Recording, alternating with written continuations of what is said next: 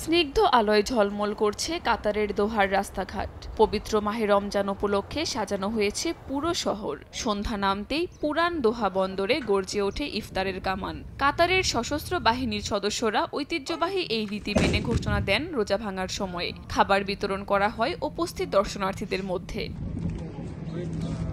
দোহার ঐতিহ্যবাহী স্থান সৌক ওয়াকিফ রমজান উপলক্ষে পরিণত হয়েছে উৎসবের প্রাণকেন্দ্রে। খোলা বাজার, রঙিন বাতি, বাচ্চাদের জন্য ঝলমলে বেলুন, সব মিলিয়ে অন্যরকম স্নিগ্ধতায় ভরে উঠেছে স্থানটি।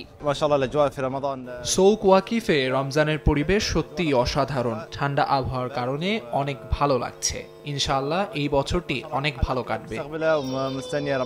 এত আনন্দের মাঝেও বাসিন্দারা প্রার্থনা করছেন যুদ্ধবিধ্বস্ত গাজাবাসীর জন্য। বাসিন্দারা জানান, যুদ্ধবিরতির খবরে স্বস্তি মিললেও ক্ষত এখনো গভীর। আমরা আশা করি আরব বিশ্বে শান্তি আসবে। ইনশাআল্লাহ গাজার মানুষ মুক্তি পাবে এবং এই রমজানে বিজয় অর্জন করবে। রমজানের নানা আয়োজনের ব্যস্ততার মধ্যেও গাজাবাসীর জন্য দোহার বাসিন্দাদের প্রার্থনার বিষয়টি মনে করিয়ে দিচ্ছে রমজান শুধু সংযমের মাস নয়, এটি শান্তি ও সংহতির বার্তাও বয়ে আনে। কাকলি আখতার, সময় সংবাদ।